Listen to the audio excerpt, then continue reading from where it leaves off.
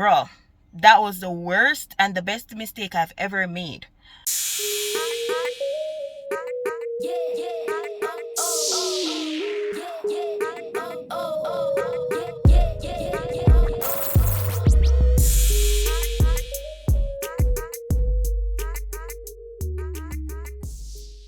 Hey guys, welcome back to my channel. In today's video, I will be telling you, kind of sharing my experience ever since I started studying, leading up to having my postgrad work permit. So please subscribe to the channel if you are new. Don't forget to like this video, and your comments are always welcome. Feels like yesterday when I just came here and started studying. Yeah, I mean, I accelerated, but it still feels so fresh in my mind. Anyway, it was fall 2021 that I started studying at the University of Regina. It was a good time, it was a great time, but it was very challenging because imagine settling in a new country, no family, nobody.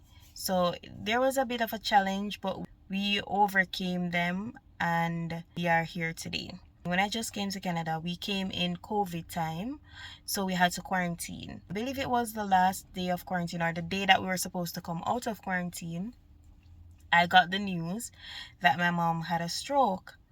I was so devastated, you guys. It was such a hard pill to swallow, because imagine you leaving your mom in one state, and then I haven't seen her in person, but I just can't imagine. So that was so hard. It was the day when we arranged to get our bank account and, just to set foot, like to start doing some things, because we never had enough time before school started. So we had to do all paperwork, SIN, everything like that. I really couldn't cancel, so we decided to go on the road and get the paperwork done, but I couldn't focus. I cried so much. It was so hard. And then I had school in a few days. So I was stuck between continuing or pursuing my dream and going back home. It was really hard. Luckily, my mom gained consciousness, she was able to speak, and she said to me, you know what, stay. You don't have to come. If you can help out financially, you can do that, but don't put any pressure on yourself. And can you imagine coming here? It's a lot of money. It was COVID, as I said, so going back home was not just like jumping on a plane. It was very hard, but I toughed it out. I didn't go back. I managed to get everything done, SIN, documents, settle, find a job, find somewhere to live, everything like that, with all this pressure. And then starting school, so that was another pressure, right? But I had to balance everything, and it worked. Further down, we got a job immediately, as I shared in a previous video, but it was not paying much, so that was also a challenge. But the good thing is that we had some money saved, I think about 4 months rent or 3 months rent we had saved. So even though we weren't working enough money, we were able to sustain ourselves. The money was depleting, so that was also another challenge. And then I found out that I was pregnant halfway through the first semester. So that was also a challenge, because I was feeling very sick, very, very sick. And I had to leave my job. It was kind of like my last straw. I've never shared this before, but it was kind of like my last straw, because the manager at the job that I got was disrespectful, and then being pregnant, not getting enough hours. So I decided to just stop working there. That was also another challenge. But then you really have to just honor your circumstances and know what your situation is and work with it. So that's what I did. And then after that, now I started feeling better, and I started applying for jobs. Y'all know how the job hunting went. I shared it several times in my videos. It was hard to get a job. I finally got a job, and they told me to not come back because I was pregnant. Then I found the job that I have now. I feel like even though many doors were being closed, I feel like God was working behind the scenes, and I couldn't see all that was taking place, but he was working. Because probably if I was comfortable in those jobs, I would be working there, and I wouldn't have been working where I'm at now. And this is a job that helped help my husband to stay in Canada to get his extension.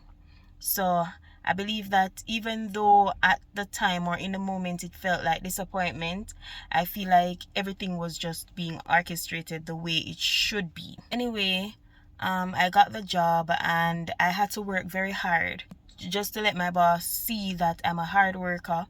And this time I was heavily pregnant and I was going to work. You know that I don't drive. Y'all know my driving situation already. I'm not even going to get into that. So I had to take the bus. That was also an issue, you know, walking distance to go to work. And like, I really wanted, like, personally, I'm not a sit down and pity person. You know, I work really hard. And this time I was feeling a lot of aches and pains, but I still managed to push through and gave a lasting or a good impression that I'm serious about the work. But even though, just to go back to the first semester, even though I was experiencing all of this, I managed to do well. But I didn't go with the intention to do well in the first semester because I was new. So I wanted to kind of like feel out what they were looking for, how the lecturers mark, you know, because the aim was to do this thing smart and not hard. However, I managed to do well. And then the second semester now, I went with the same aim, but this time to do well because I learned that you can get scholarship. So I was like, okay, then since I'm not working, then this will be kind of like my income. So I started to just work harder at my schoolwork. And I managed to get a scholarship which helped out. And then in my final semester, I was like hugely pregnant, but I had to go in person because at the time they said that you have to do like 50-50 in person and online. So I didn't want to cause any issues. So even though I was pregnant, I was able to go in person. Traveling was not an issue there because my husband used to take me to school. But the issue was like sitting down in class. It was so uncomfortable, but I didn't complain and I just did what I had to do. And I was able to get another scholarship there because I did extremely well in that semester. After this now, I had baby. And everybody was saying, you can't manage on your own. You don't have any help. You're going to have to take some time off. But I didn't want to run into any complications. So I was like, what do I do? Because I didn't have anybody to help with the baby and I just couldn't take any time off. I just didn't want to have to extend and to explain and to, you know, a lot of complications. So as I said, I had to take courses in person. I mean, the first semester and the half of the second semester, those were online and out of my control. So I didn't really count those. But like other semester going, I know that as soon as the baby is here, my circumstances wouldn't allow me to go in person. So I had to, like, while pregnant, do everything I could in person. So I had baby now. I was like, okay, I need like another semester of in person in order to have that 50-50 or that 40-60, 60-40. So I selected both in person. I didn't know how it was gonna work out, you guys. I just selected the in-person courses. Like, I was just probably gonna ask around if you could keep my baby, something. So anyway, people are telling me you can't give somebody your baby to keep before 6 months, so you're gonna have to take the time off. It was so stressful because I just had baby, just recovering, so everything was just so hard. Let me show you how God is working, you guys. One of the courses, the school changed it to online because that lecturer was not there anymore. It was a new lecturer, so we did that online. So I could have that as my excuse to say I selected an in-person course, but they changed it to online. So that had nothing to do with me, but I was so grateful to know that it changed online. So I had to sort out the next class now, which was in person. So I decided that since this would be the in person, I would just go once per week. I was like, okay, let me just make up my mind and take the baby with me and everything like that. So the first day of school now, I was able to go in without the baby because my husband left work early and helped out for that day. I asked the lecturer if I can take the baby to school because I don't have anybody to keep the baby. The lecturer was like, for safety reason, he can't allow the baby in class. I was like, oh my gosh, what do I do? So I had to run on quickly now, drop that course and take an online course. You know, I did everything in faith because I was like, there's nothing else I could do. I'm just doing everything in faith. So I decided to just do this course in person, online, a different course. I selected an online course, and I think a few weeks after that, IRCC made an update saying if they're putting something in place where basically they're saying that you can choose to do the courses online and it doesn't affect, but they strongly encourage that you do it in person. So it's like, okay, yes, I just want to make sure that they give the go ahead to say you can do it online. So if this is not God, I don't know who it is. So I know that God was working behind the scenes. So I was like, yes, this is it. So ever since now, I started doing online courses because baby was getting bigger. Obviously, he can't come and I don't have anybody to keep him. So anyway, going back to school now, it was a bit of a challenge because I was like new to me with a baby. So how would I maneuver everything? And let me tell you that I did extremely well. That was the semester that I performed the best in of all my semesters. And I managed to get a huge scholarship that helped us out a lot. Again, very grateful for that. I was talking to a friend. I met a lovely friend. I don't know if you have ever heard me hint at her in previous videos, but she was so good throughout it all. We vent to each other, we helped each other, so she accelerated her studies. And I was like, well, if she can accelerate with a young, well, he's not young, I think he's a toddler. If she can accelerate with him, I think I can accelerate too.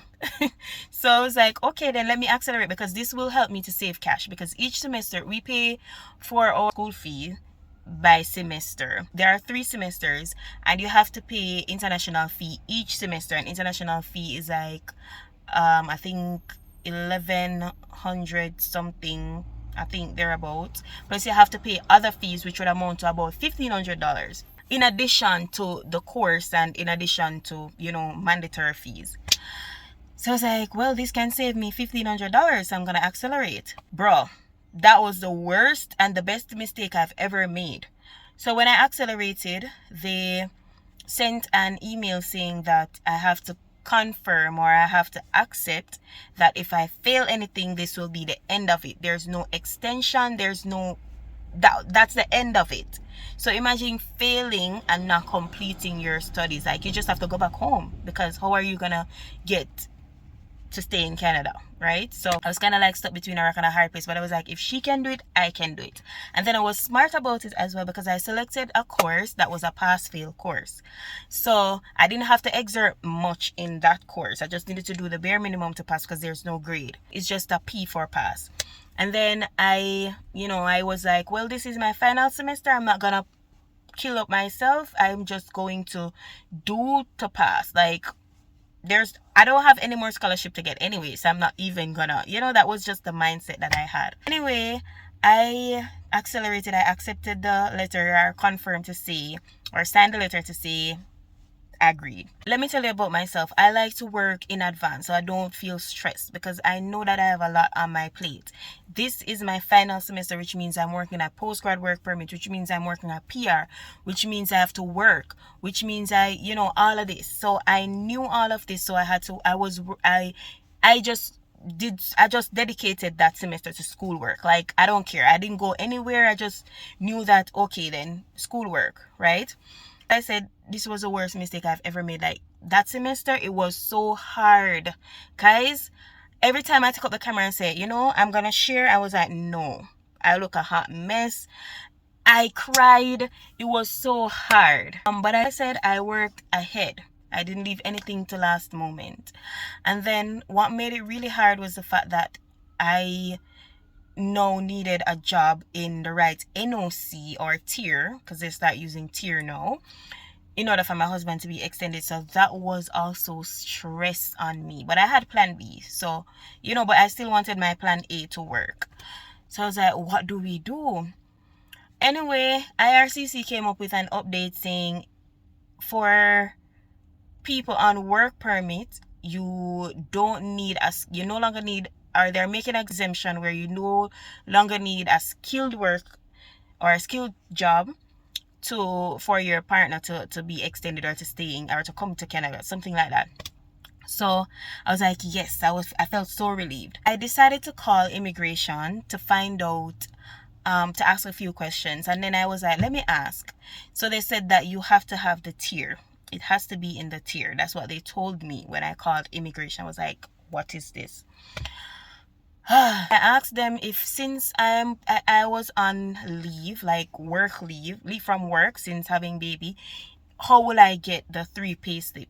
Like, how will they work that out? They said that it would be at the mercy of the officer. So that was another issue for me, because I didn't want to leave it up to the mercy of the officer, right? So I had to find ways to overcome all of that. And I did some research, and yay, my job is in the tier that can get my husband extended. So that was out the way again. God did. So the next issue now was to get the 3 pay slips, right? Bear in mind, I accelerated. I'm doing more courses, so that's more work. Plus, I'm sorting out all of this. Plus, I'm working full time. So my job is like, wasn't paying a lot. It was just a little above minimum wage. I was worried that this would cause an issue. I was also worried that they may not give him the extension because I don't have a license to do here. So, but then I did some research, and I was hired. I'm hired as a braider, right? So I'm not a hairstylist. So there's like a difference, but it's the same tier. It's the same NOC, if you want to use that term. So I was like, okay, then this is good. We're getting somewhere.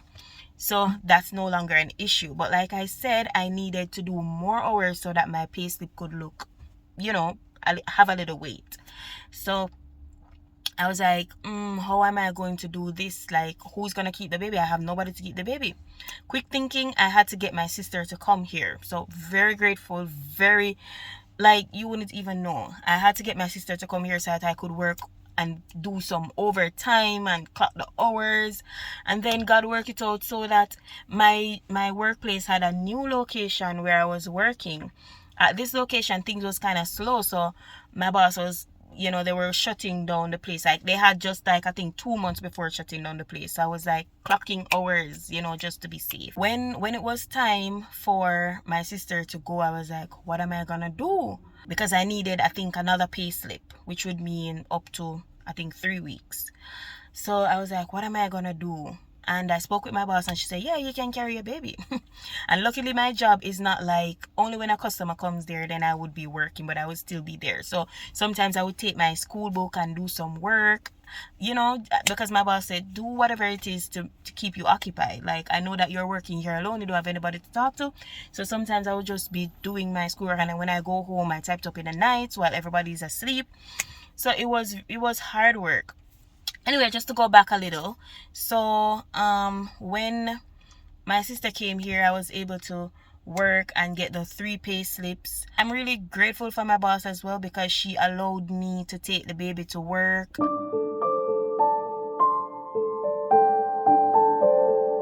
So I was able to just clock in those hours. And then the girls at work, they used to call out. They be calling out every minute. Chris, can you work for me? Yeah, girl. At this time, my schoolwork was piling up. But then I needed the money. I needed also the hours. So I was accepting. Sometimes I was so tired because I'm working overtime, and then I'm staying up at nights to do schoolwork, and then work in the morning. It was a whole lot, you guys. It was so much. And then this was the time that I was telling you guys that I want to help people to, like, look over their application and stuff like that, but I don't have the time. Like, when I tell you I don't have the time, and as you can see, like, putting out videos kind of went down a bit because I was so tired. But then I still wanted to give you guys content, because I know that the moment I stop doing videos, that's it. Like, it would take a lot for me to start up back. So it was really hard, but to hear that I finished, and I finished well. I'm not talking about a mediocre finish. I'm talking about finished well, despite all of this. Despite being pregnant, then a newborn baby, and then a young baby, then working overtime, settling in a country, sorting out PR, sorting out jobs, at one point not working. mom being sick, then learning that I am sick. It's just a whole lot. And then at this time I managed to stay strong. Like at no point except the point that I cried when I think that things are not gonna work out, but God was there. But I managed to stay strong. You know, when I broke down, when I finished school and everything on my mind had time to wander, that's when I started to break down. I was like, no, this is too much. I think I need to go back home. This is a lot. And then my husband is consoling me and like, you've come this far. Why are you, let's just work with what we have and do what we can do. And it worked out, and now we have postgrad work permits. I mean, it's a big accomplishment for us. We're no longer students. We jump over that hurdle despite the many challenges that I just shared, and we're one step closer to the ultimate goal. So I just want to let you guys know that if you're experiencing anything that's kind of discouraging you, do not give up. The journey can be hard. It doesn't have to be hard. It's easy for some people. But if you are encountering any issues, build a community, talk about it, pray, cry, do what you must. But don't give up. Remember why you started the journey. Remember your why at all times, and you'll be fine. I think that is it. I hope I'm not leaving out anything or anyone along the way. So guys, thank you so much for listening to this video. Don't forget to share it with somebody who may find it useful. Subscribe to the channel if you are new. Your comments are always welcome, and please hit like on this video. Bye.